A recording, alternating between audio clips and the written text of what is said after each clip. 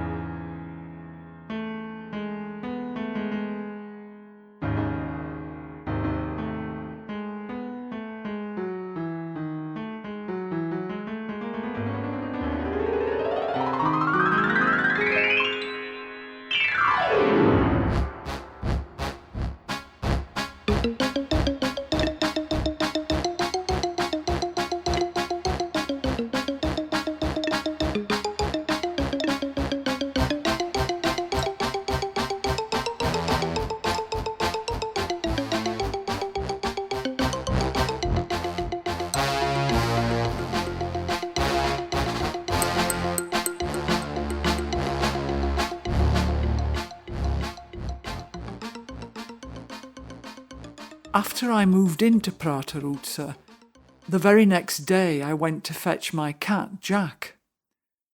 He was staying with a vet, not in a cage but in the family home. But Jack had been behaving badly, trying to mark his territory when he should have been a grateful guest, and the hosts were desperate to get rid of him. I was desperate to have him back. What was Jack doing in the hands of a Hungarian vet, you might ask? It was a long story.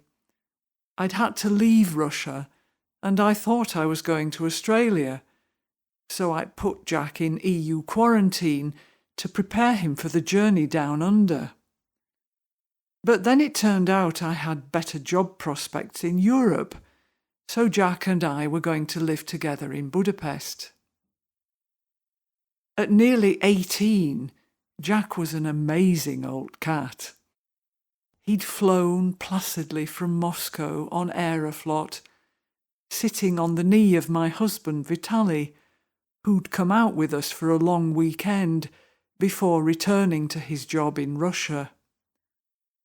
The Rubik cube of our family life was still hopelessly scrambled.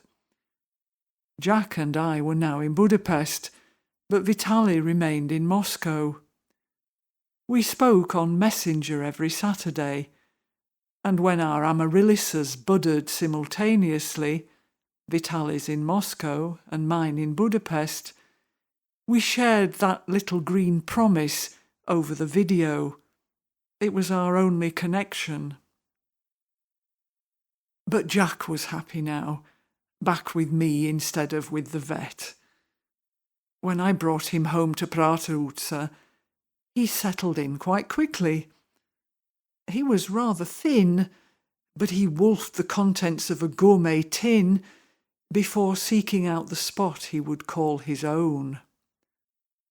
He wasn't impressed by the strip of carpet that the landlord had provided, but he liked the armchair, covered with a blanket I'd found in a cupboard. So this became his throne. He purred, and his presence made the dreary flat a home.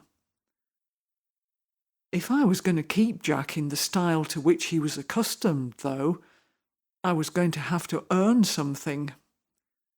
Luckily, it was nearly Christmas, and the streets were bright with coloured lights and pop-up markets that would give me an instant topic to write about. So I went to the Christmas market in front of the Basilica, where there were stocking fillers galore, embroidered cloths and paprika products, lavender items, and a whole menagerie of velvet animals. Hot chocolate and mulled wine were on tap too. But that wasn't going to get me very far. My readers were going to expect something a bit spicier than that. I wandered among the food stalls with their steaming pans of goulash, greasy sausages, and even greasier langosh, which are deep-fried Yorkshire puddings slathered in sour cream and grated cheese. And then I spotted the Hungarians' favourite Christmas delicacy, rooster testicle stew. Now that probably was something worth writing home about.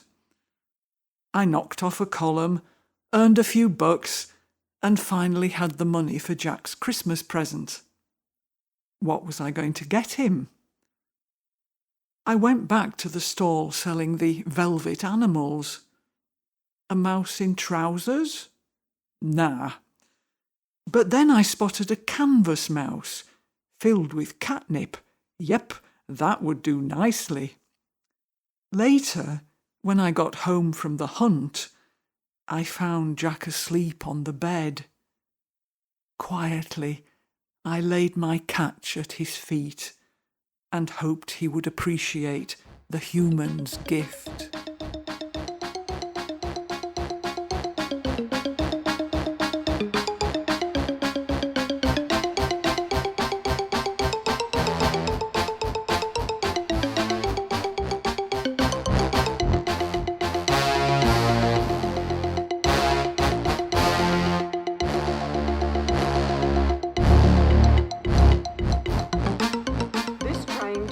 Here.